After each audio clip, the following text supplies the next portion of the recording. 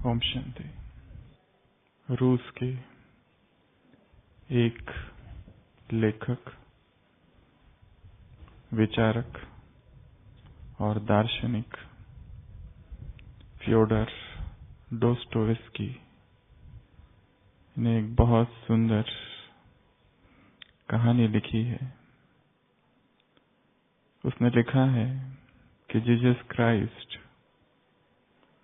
1800 वर्ष के बाद सोचते हैं कि मैं फिर धरती पर जाऊं,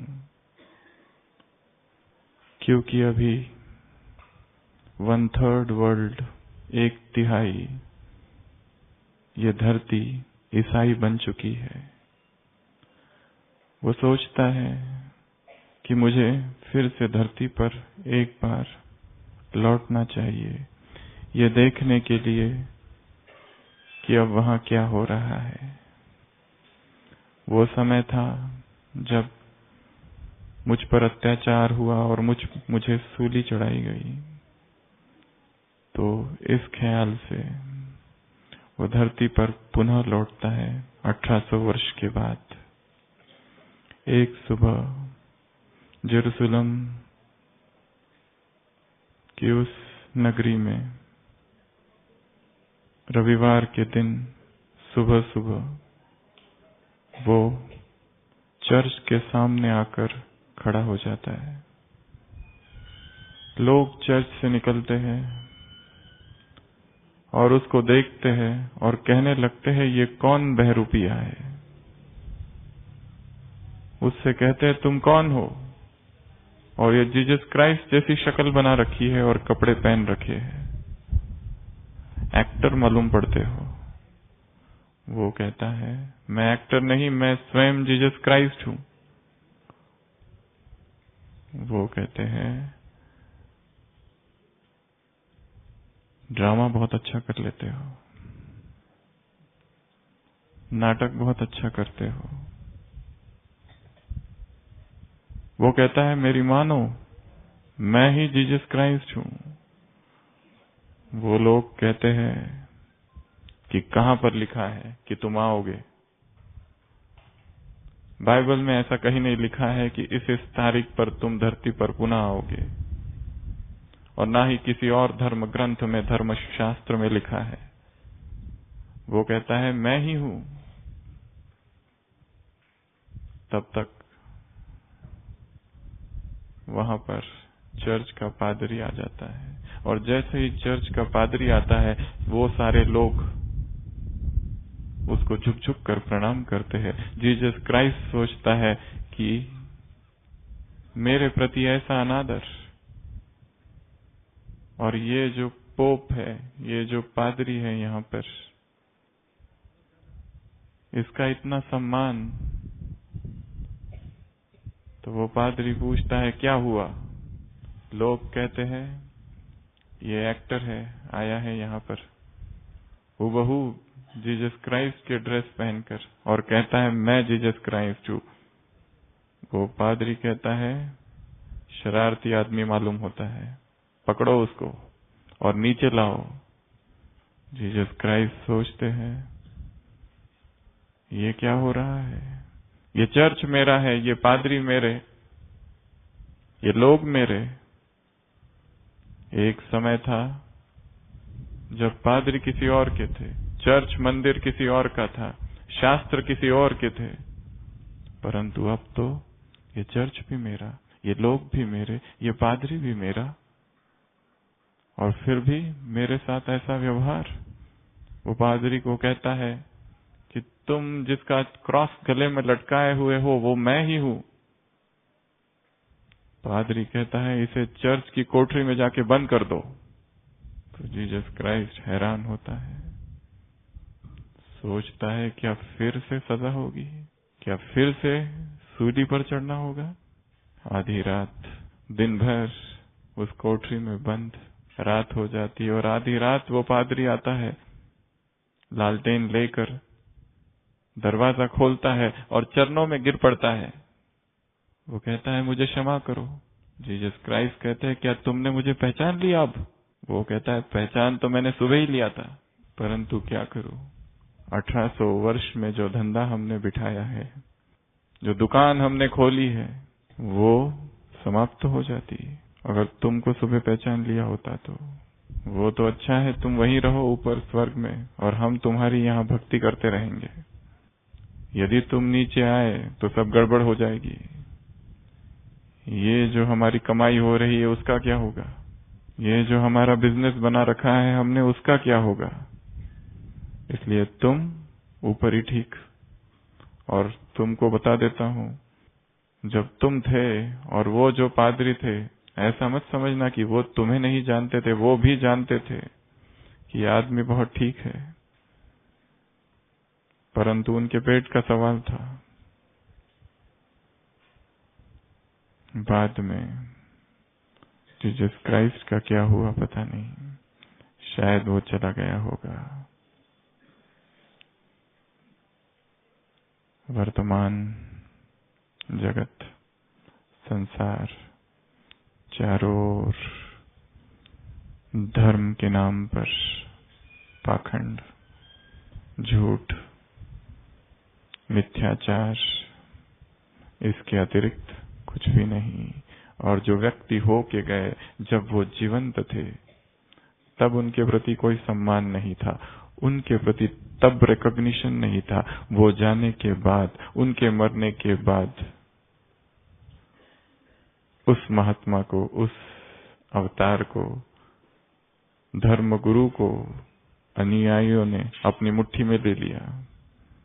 फिर उसके साथ जो करना चाहा वो किया, अपने अनुसार सिद्धांत बनाए, मंदिर बनाए, चर्च बनाए, गुरुद्वारे बनाए, आश्रम बनाए, और ऐसा ही व्यापार, ऐसा ही धर्म का व्यापार, ऐसी ही हिपोक्रेसी सारे जगत में चल रही है। जब ऐसा झूठ का बोलबाला संसार में हो जाता है, जहां चारों तरफ दंभ ही दंभ है, तब भगवान इस धरा पर आकर सत्य धर्म की स्थापना करते हैं। अब तक के जो मनुष्यों के सिद्धांत, कॉन्सेप्ट्स, मते थी, वो सब एक तरफ। सुबह की मुरली में एक वाक्य था, वो कहते हैं भगवान ब्रह्म है। भगवान कहते हैं ये तुम्हारा भ्रम है। ऐसे भ्रांति में जब संसार फंस जाता है, जब चहुओर झूठ ही झूठ, जब मनुष्य के जीवन में अंदर झूठ और बाहर झूठ, तब भगवान धरा पर आते हैं। मीरा के बहुत सुंदर वचन है, और जिस पर आज की क्लास चर्चा हम करेंगे। झूठी माया, झूठी काया, झूठी माया, झूठी काया, झूठो सब संसार। क्यों करे जंजाल, कौन करे जंजाल, जब जग में जीवन थोरो। झूठी माया, झूठी काया, झूठो सब संसार। जब संसार ही झूठा है, जब ये जो माया का आवरण है, इस संसार की चमक दमक है, वो सब झूठी है। ये जो काया है, ये जो देह है, ये जो शरीर है, और इसके साथ जुड़ा जो कुछ है, सब कुछ झूठ, सब कुछ मिथ्या। ऐसी यहाँ झूठी माया है, झूठी काया है, और सारा संसार ही असत्य है, झूठ है।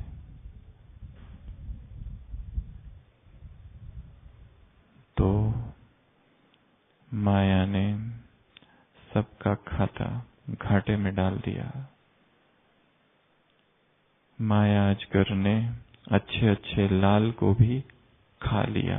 कल था ऐसा जब माया का झूठ खंड और झूठा साम्राज्य होता है, तब भगवान आते हैं सत्य धर्म की स्थापना करने, और हम सब की, सभी ब्राह्मणों की वहां रचना होती है सत्य युग में जाने के लिए, सत्य धर्म की स्थापना और सत्य धारणाएं भगवान हमें समझाते हैं।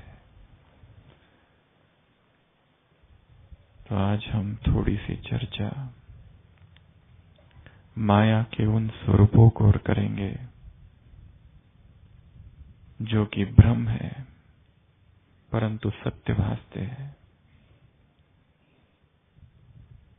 उस संसार को हम छोड़कर आ गए, परंतु इस ब्राह्मण संसार में रहते हुए भी ऐसी कुछ बातें, ऐसे कुछ माया के स्वरूप, ऐसा एक झूठा संसार जो एक ब्राह्मणात्मा अपने अंदर निर्माण कर लेती है और उसमें फंस जाती है, उसकी हम चर्चा करेंगे। उससे भी पहले और एक बात, एक घोड़सवार किसी वीरान जंगल से गुजरता और देखता है कि एक व्यक्ति सोया पड़ा है, और जब सोया था उसका मुंह खुला था, और वो घोड़सवार देखता है कि उस सोए हुए व्यक्ति के मुंह में एक छोटा सा सांप चला जाता है। तो वो घोड़सवार और उसके दो साथी जो पीछे होते हैं, वो उस सोए हुए व्यक्ति को जगाते हैं, पकड़ते हैं और जबरदस्ती उसको पास ही में एक नदी बह रही होती है वहां ले जाते हैं। वो व्यक्ति चिल्लाता है, मुझे छोड़ो, मुझे क्यों पकड़ रहे हो? ये कैसी अमानवता है? क्या मनुष्यता तुम भूल गए? Have you forgotten the humanity?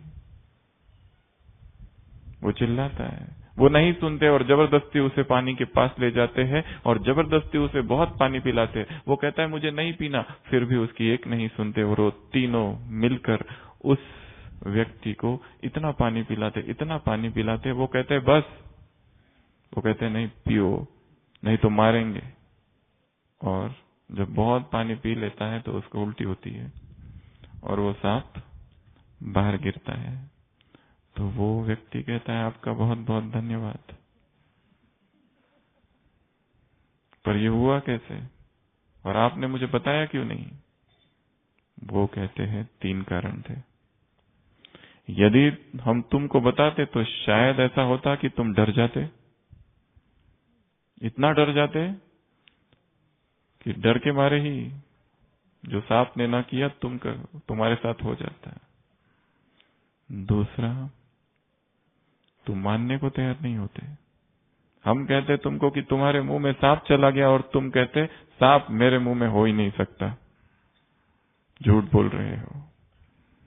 और तीसरा, यदि तुम मान भी जाते तो तुमको समझाने में हमको टाइम लगता, तुमको मनवाने में हमको टाइम लगता, और समय कम था, इसलिए हमने तुमको जबरदस्ती लेके गए।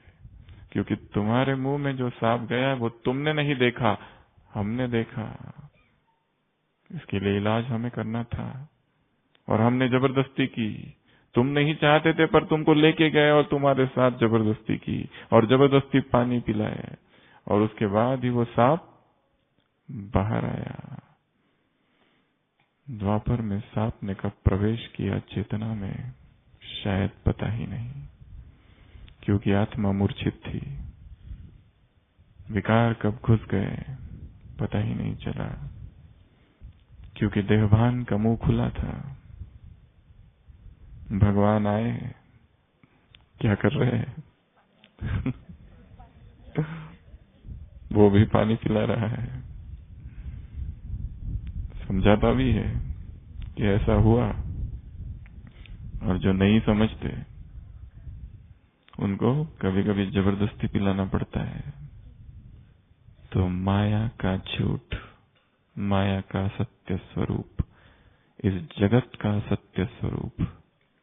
ऐसी आत्मा भ्रमित हो गई है, माया के संस्कारों से ऐसी संस्कारित हो गई है कि उसे पता ही नहीं, उसे खबर ही नहीं भगवान आए हैं, वो सत्य पानी, वो ज्ञान का अमृत पिलाने। और जब हम उसे पीते जाएंगे जाएंगे जाएंगे, धीरे धीरे वो सारे विकार बाहर निकल जाएंगे। तो सबसे पहले जरूरी है माया के उन असत्य स्वरूपों को जानना, समझना, बारीकी से पहचानना। क्योंकि जब तक हमें ये पता नहीं ये माया है, तब तक हम आराम से सोए रहेंगे।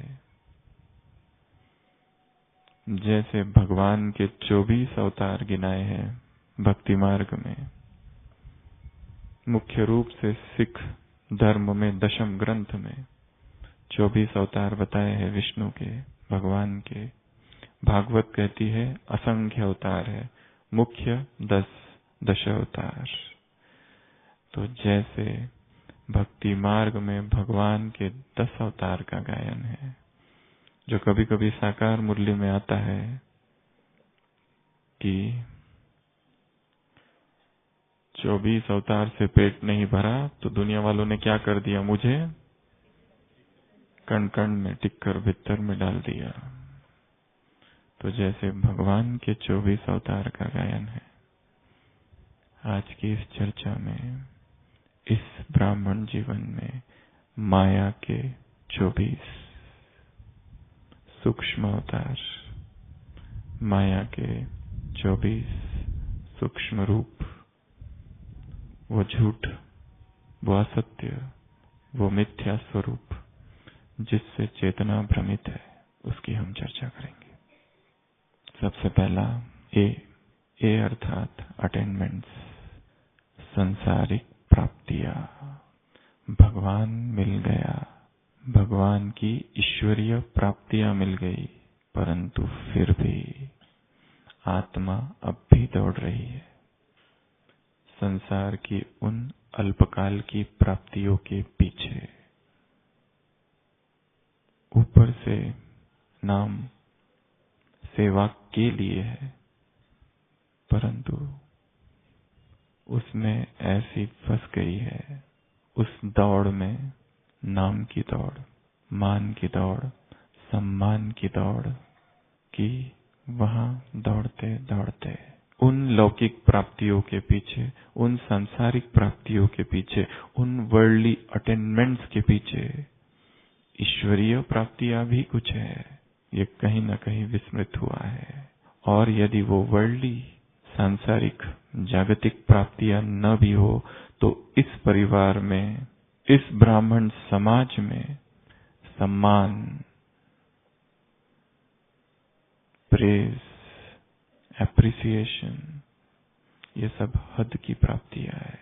ईश्वरीय प्राप्तियां क्या है वो भूल गई है। वो कभी प्राप्त होता था अमृत वेला, अतीन्द्रिय सुख, जहां आत्मा एकदम डिटैच हो जाती थी शरीर से। हर एक को याद होगा वो दिन, वो बचपन के दिन जब हम ज्ञान में आए, किन उमंगों से आए थे। क्या भगवान का इसलिए बनने आए थे कि यहाँ भगवान के घर में नाम मान शान मिल जाए? शायद कोई नहीं। क्या इसलिए आए थे कि भगवान के घर में हम सेवाएं करेंगे, फिर नाम होगा और फिर हद की प्राप्ति होगी?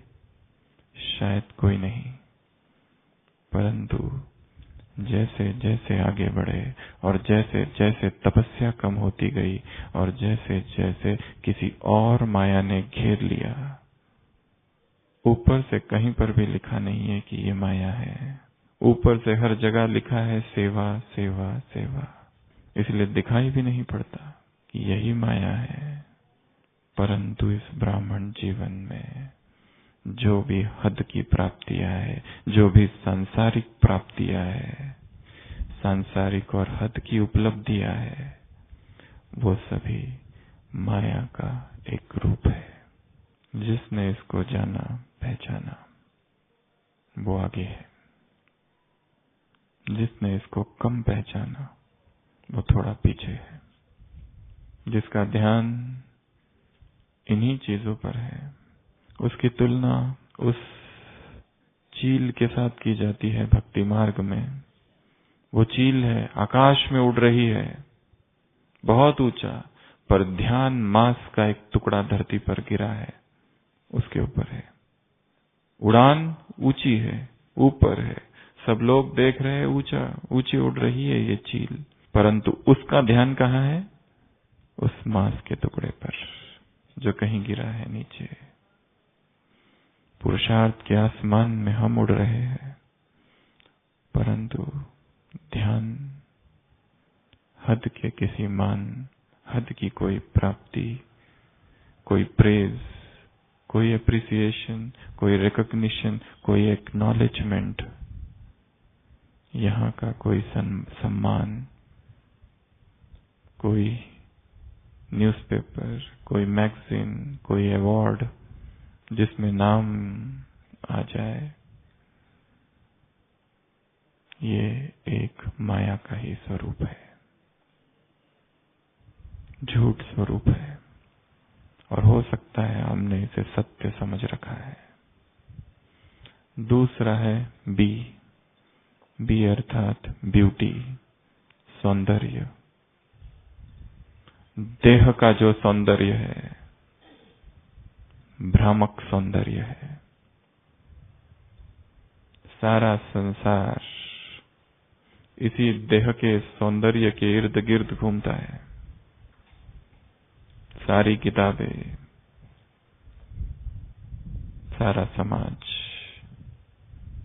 सारा मीडिया देह को ही सुंदर समझता है, परंतु यह देह और उसका जो सौंदर्य है, ये जो रूप है, भ्रामक है, इमेजिनेशन मात्र है।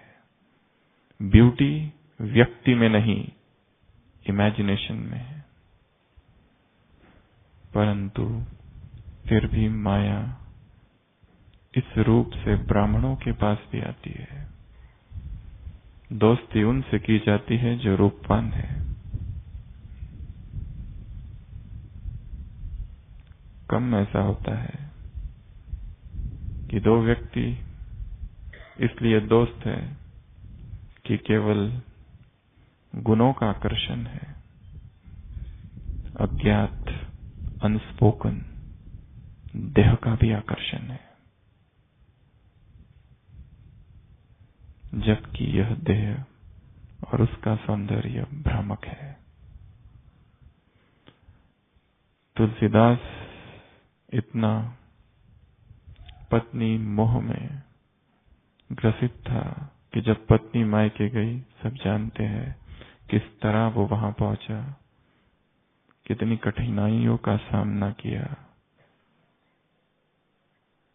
और जब पहुंचा भी तूफानी रात में उस नदी को कैसे उसने पार किया, और कैसे उस सांप को पकड़कर घर के ऊपर चढ़ा। तब उसकी पत्नी ने उससे एक बात कही थी कि जितना प्रेम तुम्हारा मेरे इस देह से है, उतना ही यदि राम से करो तो तुम्हारी मुक्ति हो जाए। परंतु देह खींचता है।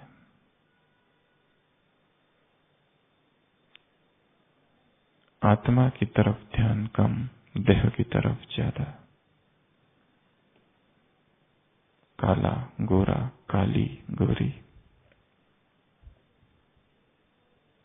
Beauty is but skin deep. इस चमड़ी को उधेड़ दो, कहाँ है सौंदर्य? चमड़ी की जगह जो चमड़ी के अंदर है, मलमूत्र से भरा यह देह, कहाँ है सौंदर्य? कहाँ है सौंदर्य उन अस्पताल में पड़े रोगियों में? कहाँ है सौंदर्य उस वृद्धावस्था में? सौंदर्य देह का नहीं, चेतना का होता है। ज्ञान है फिर भी देह खींचता, देह की तरफ दृष्टि जाती। अव्यक्त महावाक्य है बाबा के 72। शरीर सांप है, उसमें विष होता है। इसलिए सभी कुमारों से मुलाकात आज से प्रतिज्ञा करेंगे कि केवल और केवल मस्तक मणि को देखेंगे, सांप को नहीं। फिर से अपनी प्रतिज्ञा पवित्रता की रिवाइज करनी है। जिस व्यक्ति में व्यक्ति फंसा है वो हो सकता है प्रेम कम वासना अधिक। जिस व्यक्ति से दोस्ती है हो सकता है कि वो संबंध देह के ही सूक्ष्म आकर्षण पर आधारित है। यदि उस व्यक्ति का सौंदर्य बाह्य छीन लिया जाए तो शायद इंटरेस्ट खो जाए।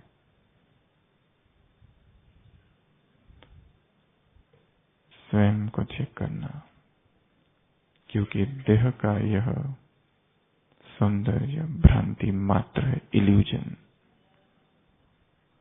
सच्चा सौंदर्य केवल आत्मा में है, केवल और केवल आत्मा में। सच्चा यौवन भी केवल आत्मा में ही है। हमारा यह भाग्य है कि आज मधुबन में दादी जी है।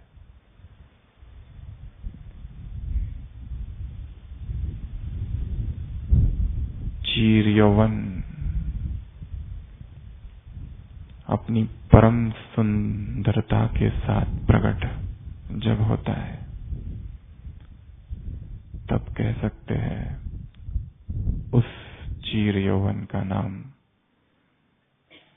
दादी जान की दिया जाए।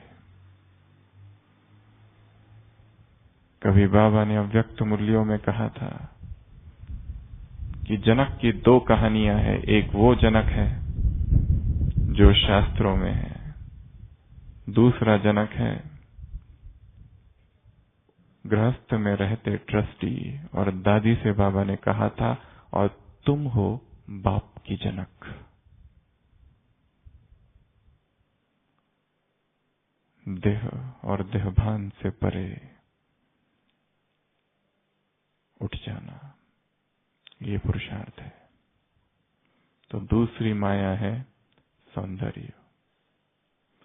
तीसरा है सी, कस्टम्स एंड ट्रेडिशंस, संसार की परंपराएं जो चल रही है कब से, और ज्ञान में आ गए और भगवान का बन गए और भगवान के ज्ञान में चल रहे हैं, परंतु संसार की वो परंपराओं को अभी भी नहीं छोड़ा है, अभी भी पकड़े हुए हैं।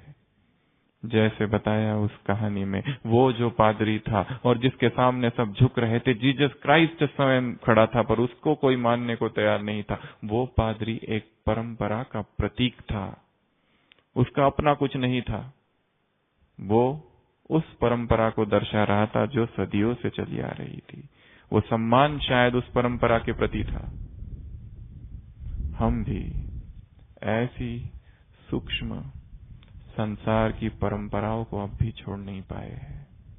अभी भी ऐसे सूक्ष्म अंधविश्वास ब्रह्मा भगवान का बनने के बाद भी हमारे जीवन में एक सुपरस्टिशंस की लिस्ट चल रही है। ये भी माया का एक रूप है, कस्टम्स एंड ट्रेडिशंस। ऐसी कुछ कुछ मान्यताएं जो हमारी अज्ञान काल में थी, ज्ञान काल में अभी भी चल रही है।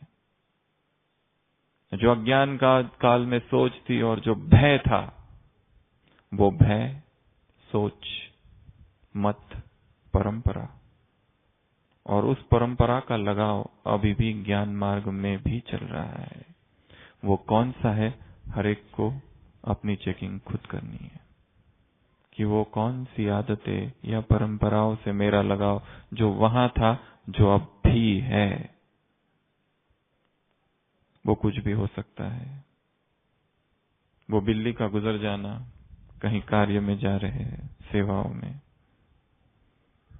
माताएं क्या करेगी अगर सुबह सुबह अमृत वेला उठे और दरवाजा खोलो तो देखो एक नींबू है और उसमें एक सुई, तो क्या करेगी? डर तो नहीं जाएगी?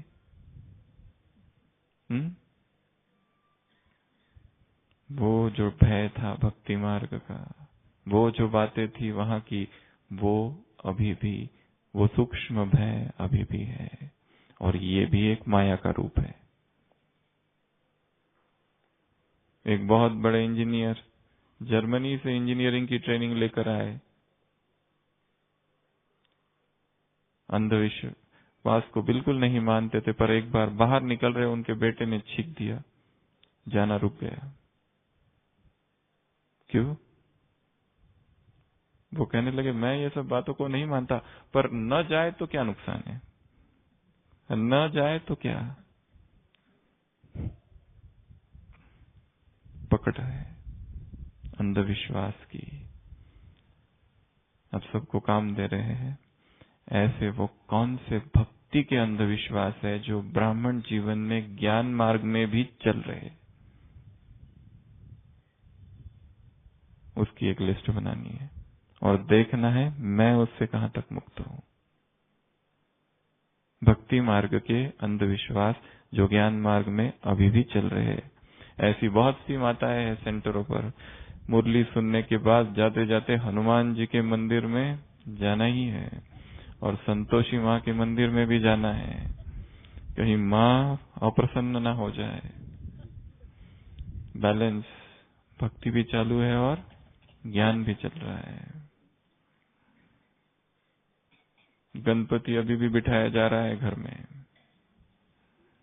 कहीं गणपति नाराज ना हो जाए। उसके बाद है डी अर्थात डाइट, आहार। एक अव्यक्त मुरली है 16 फरवरी 88। बाबा ने कहा ये जो ब्रह्मा भोजन है दुख भंजक है, दुआ और दवा इसमें समाई हुई है, बहुत महिमा गाई है, परंतु कहीं भोजन ही माया का रूप तो नहीं बन गया कि दिन रात उसी का चिंतन चल रहा है। सुबह उठो तो नाश्ता क्या करना है, नाश्ता खाने के बाद दोपहर में क्या खाना है, दोपहर का खाने के बाद रात को क्या खाना है, दिन रात भोजन भोजन भोजन भोजन भोजन। विवेकानंद से कहीं किसी ने पूछा था विदेश में, तुम्हारे देश में इतने धर्म है फिर भी धर्म का ऐसा पतन क्यों हो रहा है? उन्होंने कहा था मेरे देश का धर्म चूल्हे चौके में जाकर भस्म हो गया है, क्योंकि दिन रात उसी का चिंतन चल रहा है, वही सोचते रहते हैं। धर्म रह गया बाजू में, भोजन ही धर्म बन गया है। Religion is kitchen and cooking pot is God. सुबह से लेकर रात तक तपस्या। ओवर ईटिंग से जितना नुकसान है, जितनी बीमारियां है उतनी कम खाने से नहीं है। ऐसा कम सुना है कि कोई कम खाने से बीमार पड़ा है। ओवर ईटिंग नाम का एक भयंकर रोग है, अधिक खाना। तो सभी अलर्ट होके बैठेंगे, स्वयं को देखेंगे कि मेरे जीवन में माया का झूठ सूक्ष्म मिथ्या स्वरूप कौन सा है। सम्यक आहार, 3 चीजें इसमें होनी चाहिए। वह भोजन जो आलस्य ना उत्पन्न करे, वह भोजन जो उत्तेजना ना उत्पन्न करे, और वह भोजन जिससे तंदुरुस्ती हो। ये 3 चीजें हमारे आहार की होनी चाहिए। अनकंट्रोल्ड डाइट जहां पर है और अनकंट्रोल्ड टंग जहां है, वहां पर बीमारियों का आह्वान होगा और बीमार होने के बाद पुरुषार्थ समाप्त हो जाता है। बहुत सारी बीमारियों का हम ही अपने गलत आहार से आह्वान करते हैं। योगी अर्थात संयम, इसको भूलना नहीं है। तो डाइट ही कहीं माया तो नहीं बन गई है। हर चीज को छोक और तेल और मिर्च और मसाला। योगी अर्थात इंद्रिया शीतल है।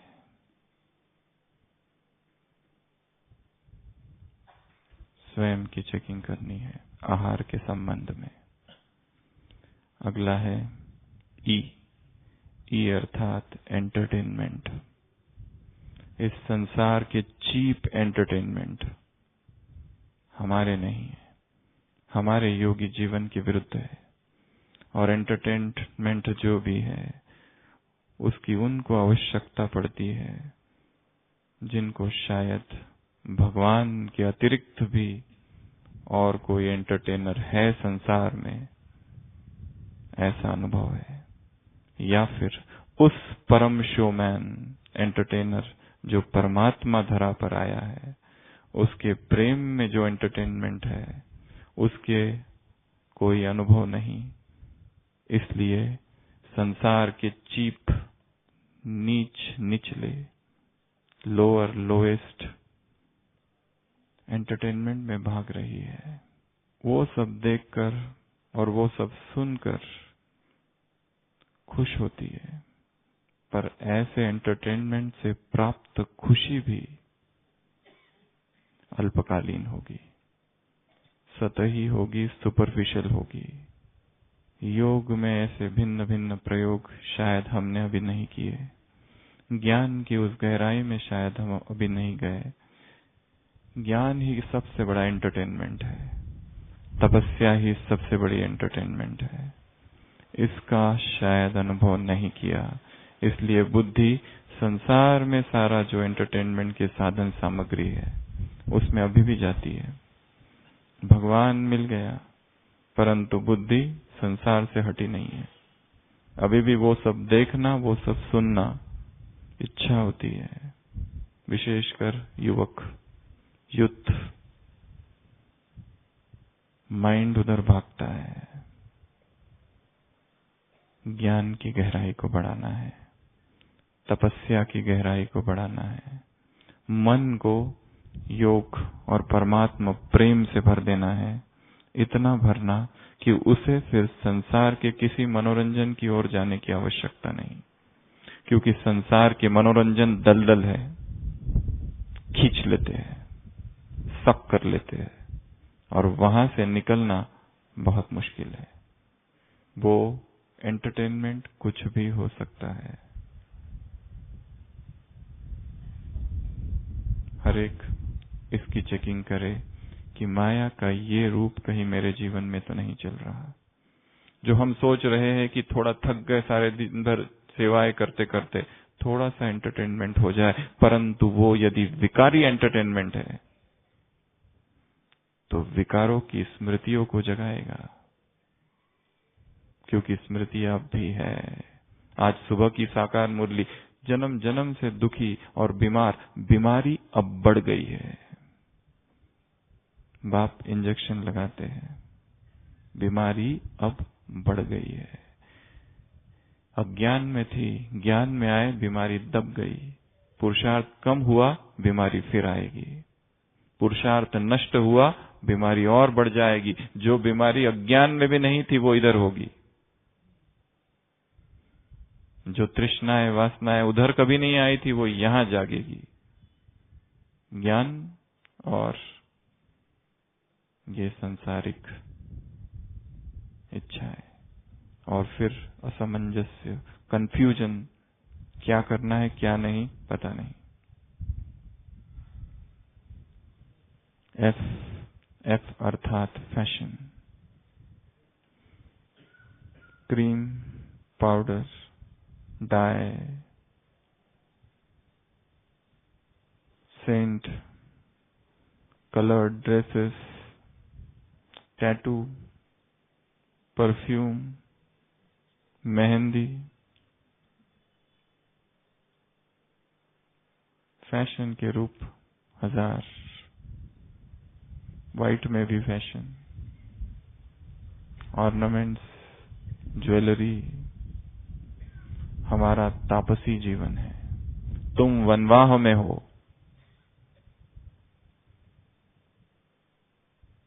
कई बार मुरलियों में आया है, और एक तापसी जीवन वाले व्यक्ति के लिए ये सब विष की भांति है। तपस्या में बाधा है। इसलिए फैशन की यदि माया जीवन में चल रही है, जो हम सोच रहे और नया क्या है, और नया क्या है, और नया क्या है, वो नया क्या है, नया क्या है, नया क्या है, फंसा देगा। पुरुषार्थ के मार्ग पर अग्रसर और बीच में सूक्ष्म ये माया, पता भी नहीं चला कब आ गई, और पता भी नहीं चल रहा है कितना समय उसमें जा रहा है।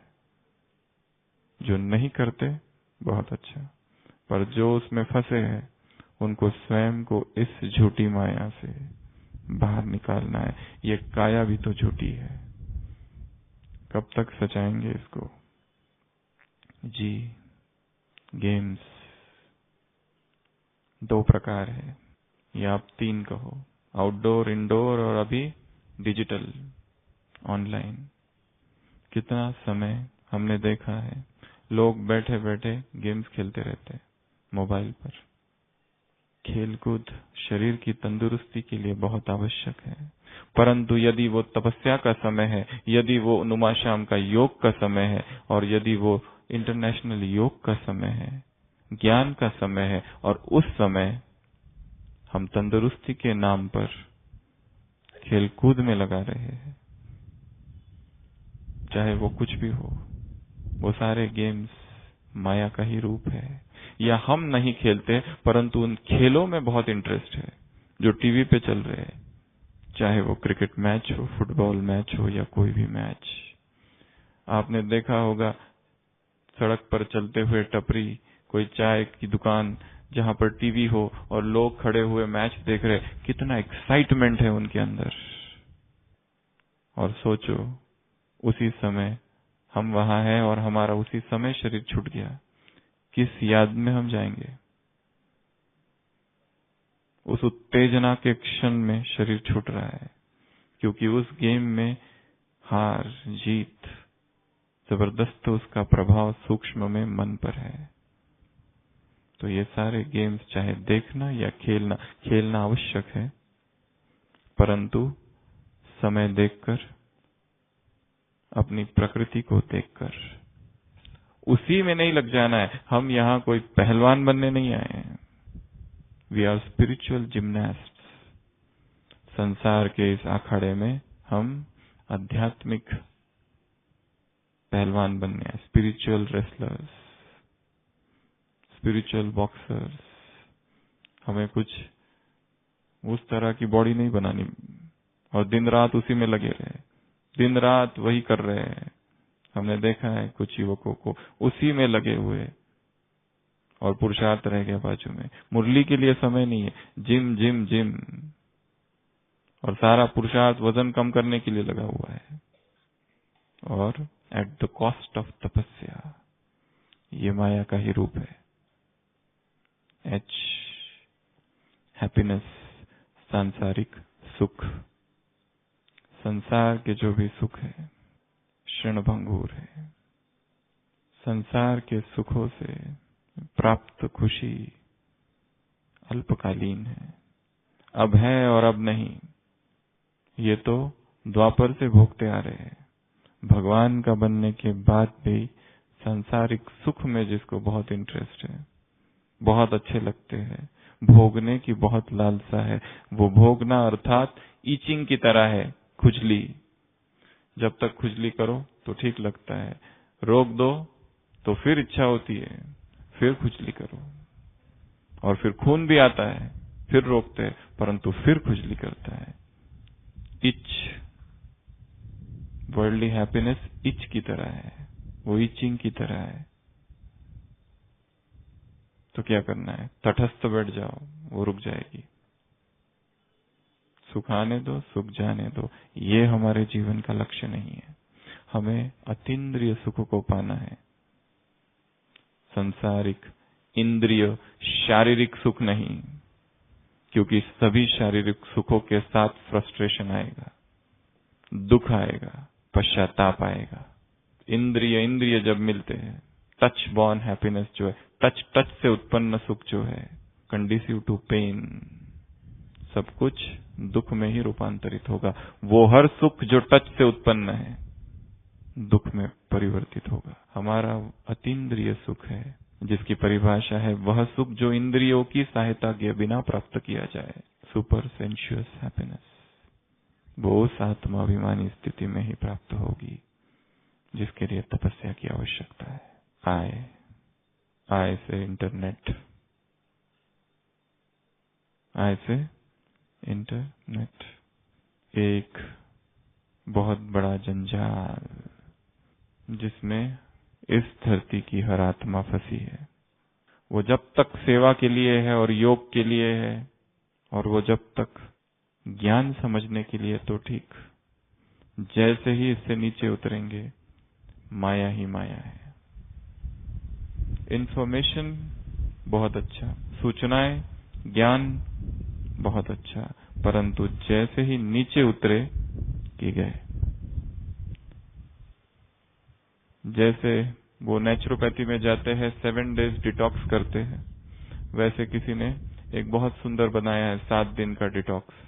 मंडे क्या करना है, ट्यूसडे क्या करना है, वेडनेसडे क्या करना है। मंडे ये बंद फेसबुक, ट्यूसडे ये कम से कम, इस तरह से अपना एक डिजिटल टाइम टेबल बनाना है कि हमारा इंटरनेट पर कितना समय जा रहा है। कहीं वही माया तो नहीं बन गई है जीवन की, उसी को देखते देखते ही हम डूबे तो नहीं रहते। अगला है जे अर्थात जर्नीज, अर्थात ट्रैवलिंग, इधर से उधर, उधर से उधर ट्रैवलिंग चालू ही है। सेवा यदि लक्ष्य है बहुत अच्छा, परंतु सेवा लक्ष्य नहीं है, कुछ और लक्ष्य है। केवल घूमना फिरना जहां लक्ष्य है, यही माया है। माया का भी ये एक जबरदस्त रूप है। संसार की आत्माओं को देखो तो अभी यहां जाके आए, अभी वहां जा रहे, अभी वहां गए, अभी वहां गए, केवल घूम रहे हैं। यदि ब्राह्मण आत्माएं भी ब्राह्मण बनने के बाद इसी माया में फंसे हैं तो पुरुषार्थ कब करेंगे? अमृत वेला कहाँ होगा? ट्रेन में, फ्लाइट में? हुआ तो हुआ, छूटा तो छूटा। सेवा यदि है तो बहुत अच्छा, परंतु सेवा छोड़कर कुछ और ही लक्ष्य है, साइट सीइंग मात्र, तो ये साइट सीइंग ही माया है। तो माया का ये भी एक रूप है। अगला है के अर्थात काम सुख। दो व्यक्तियों के बीच जैसे ही ज्ञान की कटार निकल जाएगी तो काम की कटार चलेगी, और काम सबसे बड़ा शत्रु मुरलियों में कहा है। क्यों कहा है? गहरे राज है। मनुष्यता का जो पतन हुआ है वो इसी एक विकार के कारण हुआ है। सतयुग, त्रेता, द्वापर, कलयुग के बीच जो सीमा रेखा है वो यही है, इधर नहीं इधर है। और ये माया का बहुत बहुत सूक्ष्म रूप है, जिसे हम प्रेम कहते हैं। शायद वो कुछ और है, शायद वो आसक्ति है, और वो काम का ही एक रूप है। अपने मन को संपूर्ण निर्मल और संपूर्ण स्वच्छ करना, अर्थात इस विकार के हर एक अंश से मुक्त करना। पवित्रता की साधना, पवित्रता की प्रतिज्ञा, पवित्रता की ड्रिल होती रहे। आर कहाँ पहुंचे हम? के बाद एल, लव, संसारिक प्रेम। संसार में जिसको प्रेम कहा जाता है वो संसारिक प्रेम है। जब भगवान मिल जाए उसके ऊपर, उससे परे और कोई प्रेम नहीं है। इसके लिए संसार के सारे प्रेम नीचे और परमात्मा का प्रेम सबसे ऊंचा। एल के बाद एम अर्थात मूवीज और सीरियल्स, फिल्में देखना। कोई कहते हैं हम शिक्षा की रीति से देखते हैं, परंतु वो भी खींचती है, आकर्षण है उसमें भी, और वो भी माया का ही एक रूप है। क्या हम देख रहे हैं और क्या हम सुन रहे हैं वो भोजन है जो अंदर जा रहा है, और उसी का चिंतन चलेगा, उसी की कल्पना, इमेजिनेशन होगी और आत्मा को गिराएगी। एम के बाद एन अर्थात नेम एंड फेम, या कहो नशा, एडिक्शंस। आज सुबह एक भाई अनुभव सुना रहे थे, बाबा का बनने के बाद बहुत सारे ड्रग्स को एडिक्ट थे। 14 साल तक नशा किया और 1 सेकंड में जैसे ही बाबा का बना सब छूट गया। संसार में उस तरह के नशे हैं, ज्ञान में आने के बाद भी बहुत सारे सूक्ष्म नशे हैं, और सबसे बड़ा एक एडिक्शन है गॉसिप्स, पर चिंतन, पर दर्शन। किसने क्या किया, कौन क्या कर रहा है, दूसरे के जीवन में ताक झांक करना, ये एक लत है, एडिक्शन है। उस सेवा केंद्र में, उस सेंटर में, मधुबन में, दूसरी जगह, दूसरों के घर क्या चल रहा है, इस ऑफिस में, उस ऑफिस में ताक झांक, ये बहुत बड़ी माया है। यदि ये है तो स्वयं को उससे मुक्त करना है, गॉसिप से। एन के बाद ओ अर्थात वन सेल्फ, मेरी मत, मेरे इंटेंशन, मेरी सेवा, मैं ही सब कुछ। आज सुबह का वरदान, 2 कारण है, 2 बीज है विघ्नों के। कौन से? अभिमान और अपमान। मैं कर सकता हूं, जितना अधिक अभिमान उतना अधिक अपमान की फीलिंग होगी। मुझे नहीं बताया, मुझे इंक्लूड नहीं किया, मुझे मेरे से बिना पूछे ये किया गया। अभिमान बहुत ज्यादा, और जब अपमान होगा तो दर्द भी बहुत होगा।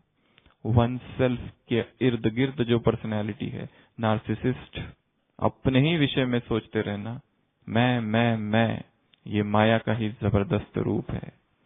बाबा ने कहा कंबाइंड स्मृति में रहो।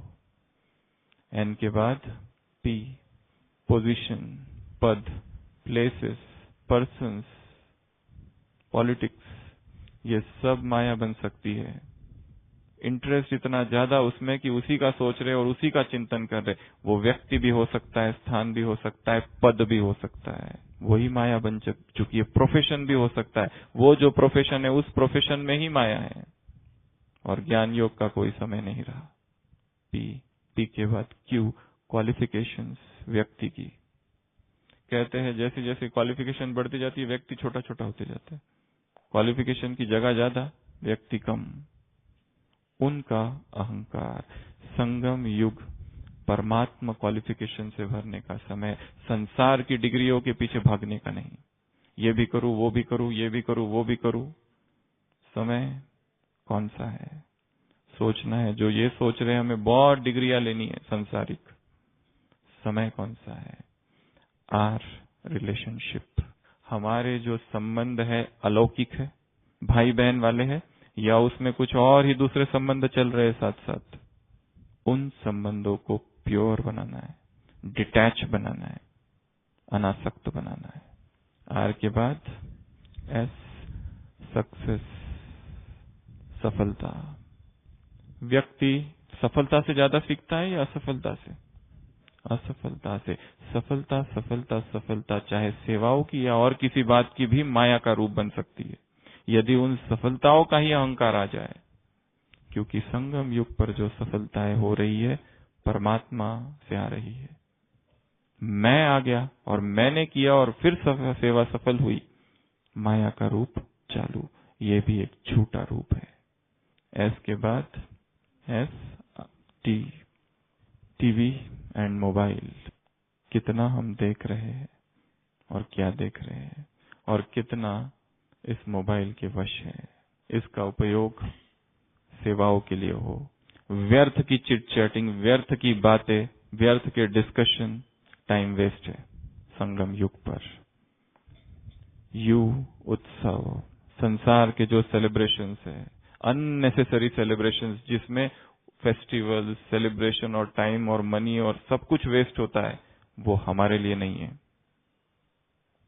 हमारे अलौकिक उत्सव है, हमारे परमात्मा उत्सव है, आंतरिक आत्मा का उत्सव है, ये जीवन उत्सव का है। बाह्य उत्सवों में ज्यादा खो जाना, डेकोरेशंस, सब माया है। सादगी जीवन है, साधारणता, सिंप्लिसिटी इज लाइफ। उसके बाद वी, जो कुमार और कुमारियां हैं उनके लिए, और जो गृहस्थ हैं उनके लिए भी विवाह, मैरिज। जो उसमें फंसे नहीं हैं, जो अभी गए नहीं हैं, उनको स्वयं को फिर सावधान करना है, विशेष रूप से कुमार, क्योंकि माया की वहां से प्रवेशता, पारस्परिक बंधन है वो, दोनों एक दूसरों को फांसते हैं या बांधते हैं और बंध जाते हैं। पर जो ऑलरेडी उस जीवन में है, उन्हें अपने गृहस्थ को पवित्र गृहस्थ बनाना है, जनक समान ट्रस्टी बनकर रहना। माया में नहीं फंसना, ये भी एक सूक्ष्म रूप है। और लास्ट W, वेल्थ। वेल्थ अर्थात धन, धन की लोलुपता, धन का आकर्षण, धन की दौड़। चाहे ये भी सोचे कि बाबा हम ये आपके लिए कर रहे हैं। कुछ दिन पहले मुरलियों में था, बाबा हम लॉटरी लेते हैं, ले खरीदे। बाबा ने क्या उत्तर दिया था? ये जितनी 24 बातें बताई, इसमें से देखना है सूक्ष्म में मेरे जीवन में कौन सी माया चल रही है। ये तो कुछ ही बातें हैं, ऐसी असंख्य और ढेर हो सकती है जो केवल हर एक व्यक्ति को खुद ही पता है। ये संसार मिथ्या है, भगवान सत्य है, तो मेरे जीवन में संपूर्ण सत्य होना चाहिए, सफाई, सच्चाई। जरा भी झूठ है तो भगवान को वो पसंद नहीं। एक लास्ट बात बताएंगे, फिर इस क्लास को पूरा करेंगे। एक व्यक्ति, एक किसान सुनता है कभी, जो बहुत गरीब है, उसको एक सन्यासी आकर बताता है कि तुम इस जगह को छोड़कर किसी और जगह जाओ जहां जमीन बहुत सस्ती है। पखोम नाम का वो व्यक्ति, लियो टॉल्स्टॉय की लिखी हुई 1886 की ये कहानी, वो छोड़कर वहां जाता है और लोग कहते हैं यहां से जितना तुम भागोगे उतनी जमीन तुम्हारी। वो भागने लगता है, भागने लगता है, भोजन को छोड़ देता है, खाना और पानी फेंक देता है, भागते जाता है, भागते जाता है, भागते जाता है। शर्त होती है उसी स्थान पर वापस आना है, उतनी जमीन तुम्हारी। बहुत खुश भाग रहा है, भाग रहा है, भाग रहा है। एक समय आता है दोपहर, उसको वो सोचता है अब मैं वापस लौट चलूं, परंतु सामने की जमीन बहुत अच्छी होती है। आकर्षण और ज्यादा बढ़ता है और भागता है और भागता है। 4 बज जाते हैं, सोचता है अब वापस लौटूं, परंतु आकर्षण और जमीन बहुत अच्छी, और थोड़ा भागता है। अंत में जब भागते भागते भागते भागते वापस लौटता है, गांव के लोग दिखाई देने लगते हैं। इतना तेजी से भागता है कि पहुंचने से पहले, उस लकीर से पहले धड़ाम से गिरता है और मर जाता है। How much land does the man need? कितनी जमीन चाहिए? ये जीवन का अंत है। भाग रहे, भाग रहे, भाग रहे, चाहे धन है, चाहे पद है, चाहे प्रतिष्ठा है, अंत में क्या बच जाएगा?